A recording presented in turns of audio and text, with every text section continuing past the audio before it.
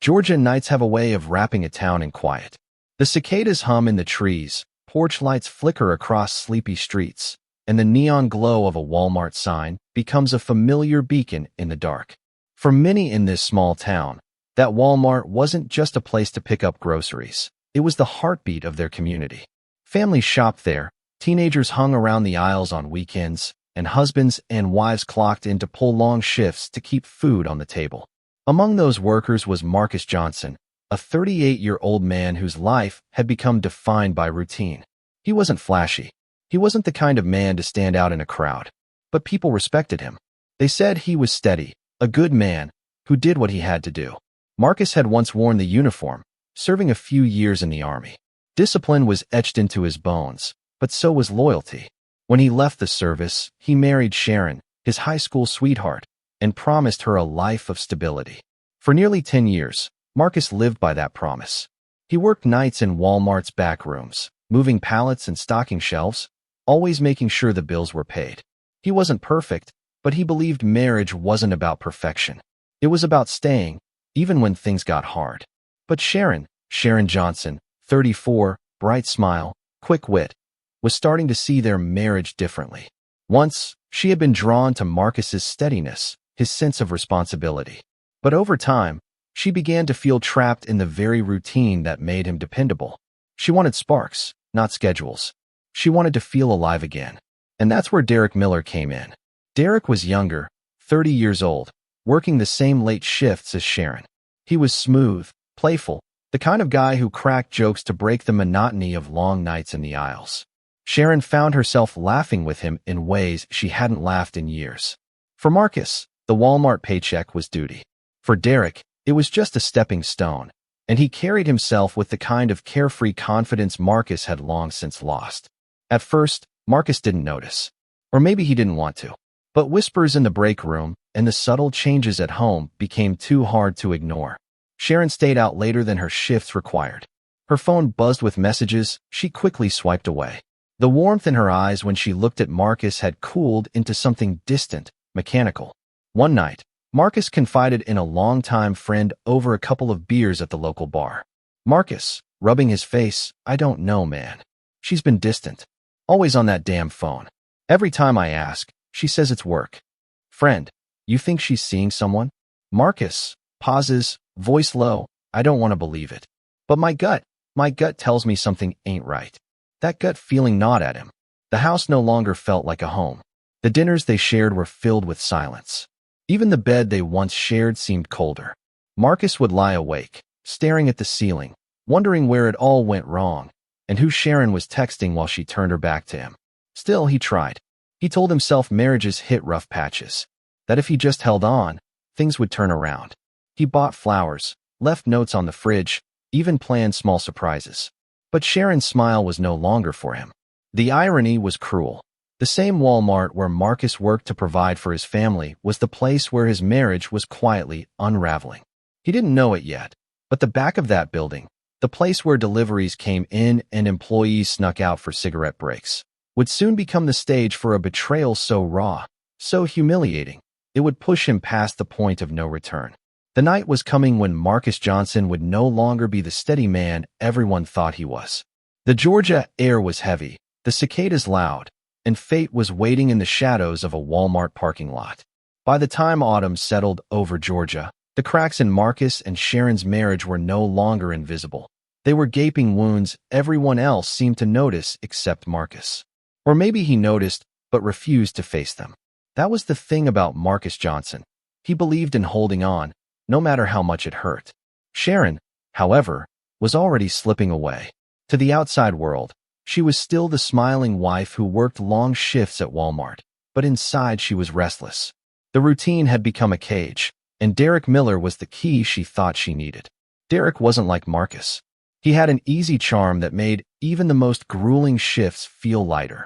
He knew how to make Sharon laugh at 2 a.m. when they were both bone-tired from hauling boxes.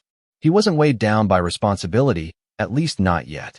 And when Sharon looked into his eyes, she saw something that reminded her of the girl she used to be, before bills, before marriage, before the weight of expectations.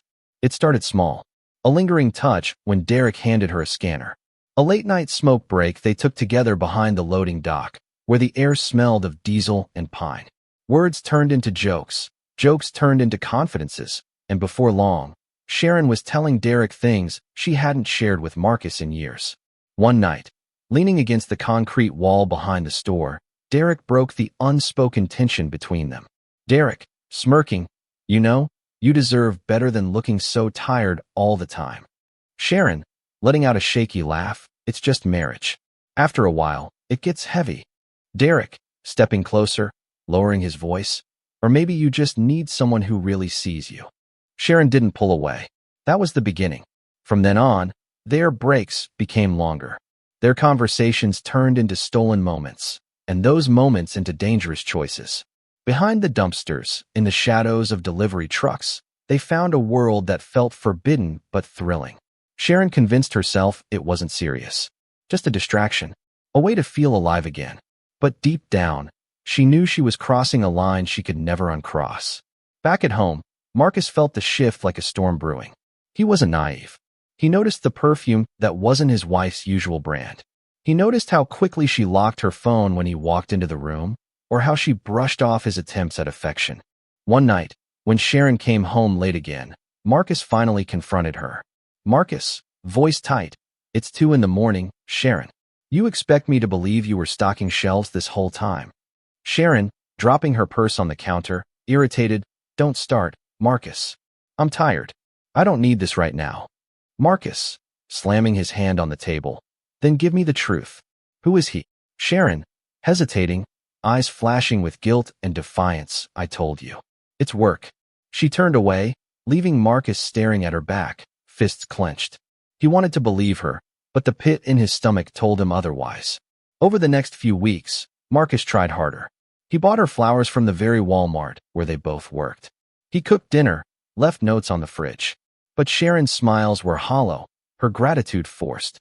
She was there in body, but her heart was already someplace else, someone else. Friends noticed the tension. At the bar one Friday night, Marcus confided again. Marcus, shaking his head, staring into his beer, "She's gone, man. She's right there in front of me, but it's like she's already gone. Friend, you need to talk to her. Really talk. Don't let this eat you alive." Marcus, bitter laugh, "I've tried. She won't give me the truth. But my gut's screaming at me. I just don't know how much more I can take." The truth was, Sharon wasn't about to confess. She told herself lies to soften the guilt. Marcus doesn't need to know. It's just a fling. It won't last. But each time she snuck into the back lot with Derek, each time she felt his hands on her, she was driving a knife deeper into the marriage Marcus had been fighting to save. And Marcus, loyal to a fault, kept trying to piece together a life that was already broken. He had no idea that the Walmart parking lot, this ordinary stretch of asphalt lit by flickering security lights, would soon become the very place where his suspicions would be confirmed in the cruelest way possible. Because betrayal doesn't whisper forever. Eventually, it screams. And when Marcus finally heard it, it would echo with gunfire. By the time winter rolled in, Marcus's patience was worn to the bone. Every late shift, every cold bed, every half-truth Sharon tossed his way, it all added weight to a heart already buckling under suspicion. He wasn't a fool. He knew. He just didn't have the proof. But fate has a way of revealing what's hidden. It was a Thursday night. The Georgia air was sharp, heavy with the smell of pine and diesel. Marcus had the next morning off, and instead of going straight home after work, he decided to do something different. Something kind. He picked up a warm dinner from a local diner, fried chicken, mashed potatoes, Sharon's favorite peach cobbler, and thought, maybe this will remind her of us. Maybe this will bring her back. Driving down the quiet highway toward Walmart, Marcus felt a flicker of hope he hadn't felt in months. He pictured Sharon's face softening when she saw him, imagined her arms around his neck, imagined the relief of finally breaking the ice that had grown between them. But when he pulled into the Walmart lot and circled toward the back, hope turned to ashes. At first, it was the sound, faint laughter, muffled giggles carried through the night air. Then came the sight. A delivery truck parked crooked, engine off, back door cracked open just enough to let the light spill out. Marcus slowed his steps, heart pounding. He could already feel the truth clawing at him. He crept closer, his dinner bag dangling uselessly at his side. Through the sliver of light between the doors, the world he thought he knew shattered. Inside, Sharon was pressed against the wall of the truck, her hair tangled, her face flushed. Derek's hands were all over her, his mouth against her neck. The sounds, soft moans, whispers, cut Marcus deeper than any blade could. The bag slipped from his fingers, hitting the ground with a dull thud. Peach cobbler oozed out onto the asphalt, sweet against the sour taste of betrayal burning in his throat. For a moment, he couldn't breathe, couldn't think. His mind screamed, 10 years. 10 damn years. I gave her everything. And this is how she pays me back. His legs moved before his brain caught up. He stumbled back to his car, popped the trunk, and there it was, the old pistol he'd kept from his army days. He hadn't fired it in years, but tonight, it felt like the only language left to him. When he returned to the truck, his voice was no longer steady. It was raw, jagged, torn apart. Marcus, shouting, "What the hell is this?" Sharon's head whipped around. Her eyes widened in terror. She shoved Derek back, fumbling with her shirt. Sharon, stammering, "Marcus, please, it's not." Marcus, voice cracking, "Don't you dare. Don't you dare lie to me now." Derek stepped forward, hands raised, his cocky smile replaced by panic. "Derek, man, calm down. It's not what you think." Marcus, roaring, "Not what I think. I saw it with my own eyes." His hand shook around the grip, but his anger steadied his aim. Years of discipline came rushing back, twisted now into something darker. Sharon, pleading, tears streaming, "Marcus, I'm sorry. Please, just put the gun down. We can talk about this." Her words sliced through him. Sorry. Now she was sorry. When all the nights he'd begged for honesty had gone unanswered, when his loyalty had been repaid with shadows and secrets. "Marcus," voice breaking, "talk? You want to talk? After you've been out here with him? After you destroyed everything we built?" Derek took another step, desperate to control the chaos. "Derek, look, man, don't do something you'll regret. She doesn't love you anymore. Just face it. That was it. That was the match." The rage that Marcus had been swallowing for months erupted, uncontainable. His vision tunneled, every sound drowned out except for the pounding of his own heart. He squeezed the trigger. The first shot ripped through the night. Derek crumpled instantly, his body folding onto the cold metal floor of the truck. Sharon screamed, a sound Marcus would never forget, as she lunged forward, her hands outstretched. Sharon, screaming, "No, Marcus, please." But his tears blurred everything into shapes and shadows. The second shot came like reflex, tearing through the silence, tearing through the woman he once vowed to protect. When the echoes faded, the world was unervingly still. Sharon lay beside Derek, their blood pooling together on the truck floor. The only sound was Marcus's ragged breathing and the buzzing of the security lights overhead. He dropped the gun, his body trembling, his knees threatening to give out. He stared at his hands, at what he had done. God, oh God, what have I done? The dinner bag still sat in the dirt outside, its contents spilled and forgotten. A cruel reminder of the man who came here hoping to save his marriage and left as a killer. Marcus sank onto the asphalt, his body shaking as sobs tore from his chest. He had loved her. He still loved her, even as she lay lifeless in front of him. But in one blinding moment of rage, he had destroyed everything. Her, Derek, and himself. The Walmart lot, once just a place of routine, now stood as a crime scene painted in betrayal and blood. And Marcus knew, as he buried his face in his hands, that nothing in Georgia would ever be the same again. For a long moment, silence swallowed the Walmart lot. The kind of silence that presses down on your chest, thick and suffocating. Marcus stood frozen, staring at the lifeless bodies in front of him, unable to comprehend what his own hands had done. The gun lay on the asphalt, the metallic smell of blood mixing with diesel fumes and spilled cobbler. His knees gave out. He crumpled beside his car, palms pressed against his face, rocking back and forth as if motion could erase what had just happened. His chest heaved with sobs, but no tears could wash away the image burned into his mind. Sharon's eyes wide with terror, Derek's last breath rattling in his throat. Minutes passed. Then instinct, maybe discipline, maybe guilt, pushed Marcus toward his phone. His hands shook so violently, he nearly dropped it twice before dialing 911. When the operator answered, His voice cracked like glass. Marcus, barely breathing. I killed them. My wife and her coworker. Behind Walmart. Please, just send the police. Please. The dispatcher tried to keep him calm, asking questions, but Marcus could barely hear her. His own words echoed in his ears. I killed them. He said it again and again, as though confessing might somehow undo the truth. When the flashing blue lights finally lit up the back lot, Marcus didn't run. He didn't fight. He stood there, empty, with his hands raised high. The first officer on scene, Sergeant Blake, shouted for him to drop any weapons. Marcus shook his head. Marcus, choking out, it's there on the ground. I'm done. It's over. Officers moved quickly, cuffing his wrists, pressing him against the cold hood of a squad car. But even then, Marcus didn't resist. He whispered only one thing as they read him his rights. Marcus, I loved her. God, I loved her. Behind them, crime scene lights flooded the truck where Sharon and Derek's bodies lay. Investigators photographed the spilled food, the half-open delivery door, the gun discarded just feet away. Walmart employees, drawn out by the commotion, stood at a distance, hands over their mouths, their ordinary work night shattered by a scene of horror. By morning, the town was buzzing. Local headlines screamed across front pages. Love triangle ends in blood at Walmart parking lot. Neighbors who once waved at Marcus on his porch now shook their heads in disbelief. Sharon's friends from church couldn't reconcile the woman who sang in the choir with the victim found behind a delivery truck. At the county jail, Marcus sat in an interrogation room under harsh fluorescent light. Detectives asked him to walk them through what happened. He didn't argue. He didn't make excuses. His voice was flat, almost mechanical. Marcus, I brought her dinner. Wanted to surprise her. Then I saw them. I snapped. That's it. That's all. One detective leaned forward.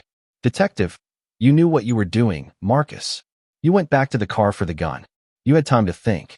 Marcus, voice rising, fist trembling against the table, I didn't think. I felt. Do you understand? I saw my wife with another man, and something in me broke. I wasn't me anymore. The detective's silence said it all. Rage may explain, but it doesn't excuse. That night, while Marcus sat behind bars, the Walmart parking lot was cordoned off with yellow tape. The neon sign still glowed, eerily indifferent to the blood spilled beneath it. For the town, it was no longer just a store. It was a reminder that even in the most ordinary places, betrayal can ignite violence, and love can turn deadly. By the time the trial began, the case had already become a storm in the small Georgia town. Everyone had an opinion. Some called Marcus a cold-blooded killer who let jealousy turn him into a murderer. Others whispered he was a broken man who snapped after enduring too much betrayal. The courthouse steps filled with reporters, microphones thrust toward anyone who had even the faintest connection to the case. For weeks, the Walmart murders were the only topic in coffee shops, church pews, and gas station lines. Inside the courthouse, the atmosphere was electric. Wooden benches creaked under the weight of townspeople who had come to witness what they called the trial of the year. Marcus sat at the defense table in an ill-fitting suit, his once strong shoulders slumped, his face pale and hollow. He looked less like a monster and more like a man who had aged 10 years in the space of a few months. Across the aisle sat Sharon's family, their grief etched in every tear-streaked face. The prosecution wasted no time in painting Marcus as dangerous. Standing tall before the jury, the district attorney's voice rang out. Prosecutor, ladies and gentlemen, this was not a crime of passion. This was execution. Marcus Johnson had every chance to walk away. Instead, he retrieved a gun, returned to the scene, and pulled the trigger not once, but twice. That is murder, cold-blooded and deliberate. The words landed heavy. The prosecutor then described, in brutal detail, how Sharon and Derek were found, side by side. Their lives ended in a pool of blood. Photographs were shown, causing Sharon's mother to sob openly in court. The prosecutor turned to the jury. Prosecutor, we do not excuse violence simply because someone feels hurt. If we did, none of us would be safe. Marcus Johnson chose vengeance over reason, bullets over dignity. And now, 2 lives are gone. When it was the defense's turn, Marcus's attorney, a graying man named Harold Reese, walked slowly before the jury, his voice lower, steadier, almost mournful. Defense attorney, you've heard the facts. You know what Marcus did? We are not here to deny it, but we are here to understand it. Marcus Johnson was not a predator lurking in the shadows. He was a husband, faithful for 10 years, who discovered, in the most humiliating way possible, that his marriage was a lie. In that moment, he didn't act like a soldier. He didn't act like a rational man. He acted like a heartbroken human being. Reese paused, letting the words sink in. Defense attorney. Yes, Marcus should have walked away. But who among us can say with certainty how we would react, faced with betrayal that deep, that cruel? This is not a case of cold calculation. This is a case of temporary insanity, of a man broken beyond recognition. The courtroom sat in thick silence. Witnesses were called. Walmart employees testified about the affair, how Sharon and Derek had been seen together in corners of the store, how rumors spread long before Marcus ever caught them. One worker admitted, sheepishly, that everyone kinda knew something was going on. Then came Marcus's longtime friend, the one he had confided in at the bar weeks before. Friend, voice heavy, he told me he thought she was seeing someone. He didn't want to believe it. He tried to hold on. He wasn't angry, he was hurt. Real hurt. He was a man trying to save his marriage. Sharon's sister took the stand, her voice sharp with fury. Sister, I don't care what she did. She didn't deserve to die like that. She was my baby sister. She should be here, not in the ground. He could have left her, divorced her. Instead, he killed her. That's not love. That's selfishness. The jury shifted uneasily. The clash of perspectives tore at their sympathies. Finally, Marcus himself was called to testify. Shackled in spirit, if not in chains, he rose and walked to the stand. His voice trembled at first, but grew steadier as he spoke. Marcus, quietly, I loved Sharon. God knows I did. For 10 years, she was my world. I worked nights. I broke my back. I tried to be everything she needed. But that night, when I saw her with him, something inside me broke. I didn't think. I didn't plan. I just snapped. And now she's gone. He's gone. And I'm left with nothing but regret. He lowered his head, tears streaking down his cheeks. Marcus, barely audible, if I could take it back, I would. Every second of it. I would rather live with the pain of her betrayal than this, than knowing I put her in the ground. The courtroom was still. Some jurors looked away, uncomfortable. Others stared at him, their faces unreadable. The prosecutor stood for cross-examination, pouncing on the one point the defense couldn't deny. Prosecutor, firmly, Mr. Johnson, you say you snapped. But didn't you walk to your car? Didn't you open the trunk? Didn't you choose to take that gun back to the truck? Marcus, voice breaking yes. But I wasn't thinking like myself. I wasn't me anymore. Prosecutor, coldly, you weren't you? Or you were exactly you. A man who decided if he couldn't have her, no one else would. The words cut deep. When the testimony ended, Marcus was led back to the defense table. He didn't look at anyone, not even his mother sitting in the back row, her hands clasped in silent prayer. As closing arguments approached, the tension in the courtroom grew unbearable. The community wanted justice. The defense wanted mercy. And the jury was caught in the middle, tasked with deciding whether Marcus Johnson was a grieving husband who lost control or a murderer who deserved to spend the rest of his life behind bars. The courtroom was so quiet you could hear the ceiling fans hum overhead as the jury filed back in. 12 solemn faces carried the weight of weeks of testimony, photographs no one could forget, and a story that divided a community down the middle. Some eyes darted toward Marcus, others avoided him completely. Sharon's family gripped each other's hands, waiting for the words that would either feel like justice or reopen wounds too raw to heal. The foreman stood. His voice was steady, but the words shook the room. Foreman, we, the jury, find the defendant, Marcus Johnson, guilty of murder in the first degree. A sob broke from Sharon's mother. Sharon's sister buried her face in her hands. Across the aisle, Marcus's own mother let out a strangled cry, whispering prayers through trembling lips. Marcus sat still, staring down at the defense table, his jaw clenched. He didn't flinch, didn't raise his eyes. It was as if the verdict was simply confirmation of the life sentence he had already given himself the night he pulled the trigger.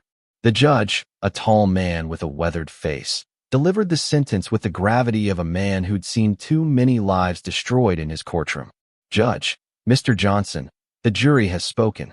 Betrayal is a wound, but violence is no cure. You chose to take 2 lives into your own hands. For that, you will spend the remainder of your natural life in the custody of the state, without the possibility of parole. The gavel cracked like thunder. The sound echoed off the wooden walls, sealing Marcus's fate. Gasps filled the room, followed by muffled sobs. Sharon's family clung to one another, finding small comfort in knowing her killer would never walk free again. But there was no victory in their grief. Only exhaustion, only a hollow kind of justice. Marcus turned once, just once, toward the back of the courtroom. His mother sat there, her frail hands pressed together as if she could pray her son out of this nightmare. Their eyes met, and for the first time since the trial began, his composure broke. Tears welled, blurring his vision as he mouthed the words, "Mama, I'm sorry." Deputies moved in, shackling his wrists. The chains clinked, final and heavy. As they led him away, Marcus's shoulders sagged beneath the weight of a future behind concrete walls. Reporters scrambled outside the courthouse, broadcasting the verdict across Georgia. Headlines the next morning screamed, "Life without parole, Walmart killer sentenced." But no headline could capture the devastation left in that courtroom. For Sharon's family, the verdict closed one chapter but left a lifetime of mourning. For Marcus's family, it was the beginning of a new kind of grief, the slow agony of watching someone alive but forever lost. And for Marcus, it was the end of the man he once was. The husband, the provider, the steady figure who had walked into Walmart every night with quiet dignity. As the transport van carried him away, the town seemed to exhale. The trial was over, the sentence handed down.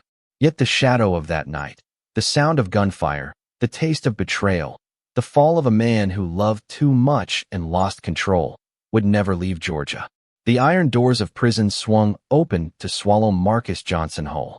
And with each step in chains, he carried not just the weight of his sentence, but the ghost of a woman he once loved and a life he could never get back. In the weeks after the sentencing, life in the Georgia town tried to return to normal.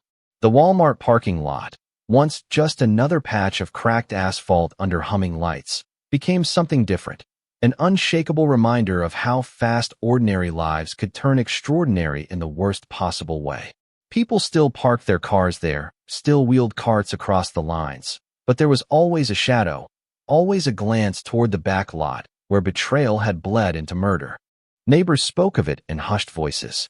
At the diner, a waitress refilled coffee cups and leaned in to whisper, "That's the man who used to live on Pine Street, right? Marcus Johnson?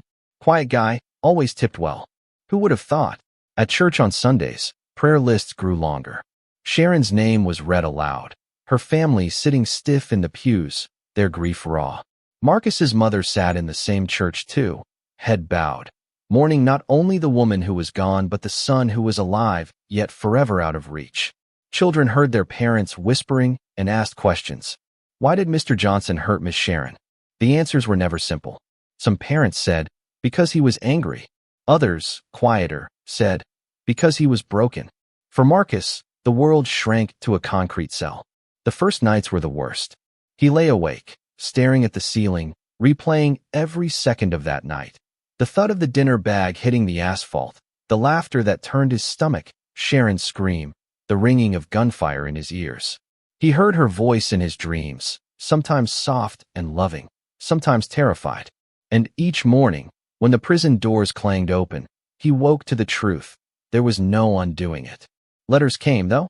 His mother wrote faithfully, her shaky handwriting filling page after page with scripture, forgiveness, and love. But other letters never came. Not from Sharon's family, not from the friends who had once sat beside him at the bar. He was a man erased from their lives, remembered only as a headline. Meanwhile, Sharon and Derek were buried just a few miles apart. Their funerals, held days apart, pulled the town in two directions. Sharon's was filled with hymns and weeping, a young life mourned as taken too soon. Derek's was smaller, quieter, the whispers about his role in the affair trailing behind his casket like a stain. Two families grieved, but the weight of betrayal complicated every tear shed. At a candlelight vigil outside the Walmart, townspeople lit small white candles and set them on the sidewalk. The flickering glow reflected off shopping carts and glass doors, a strange juxtaposition of grief and everyday commerce. A local pastor spoke into the cool night air. Pastor, solemnly, betrayal cuts deep, but violence cuts deeper.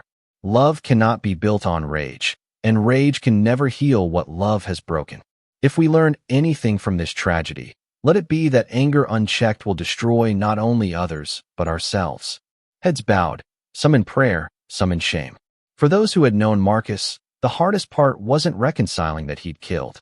It was reconciling that he had once been the steady man they admired, the husband they envied for his devotion.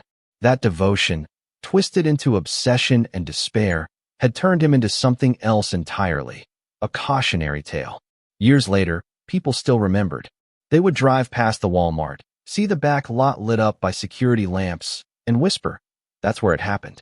Parents told their children, "That's why you walk away when you're angry." Couples said, "That's why you talk to each other, why you don't let silence become a wall." The town carried the memory like a scar. And Marcus carried it too, behind iron bars, every day a mirror reflecting back the worst of himself. In the end, there were no winners. Not Sharon, not Derek, not Marcus. Only a story carved into the fabric of a community, reminding anyone who heard it that betrayal may wound the heart, but rage will destroy the soul. The Walmart signs still glowed each night, buzzing against the Georgia sky. For most, it was a place to shop. For others, it was a place of memory, where love, betrayal, and bullets had collided under the hum of fluorescent lights. And for those who had lived it, it would always be the night when everything ordinary turned into a tragedy too heavy to forget.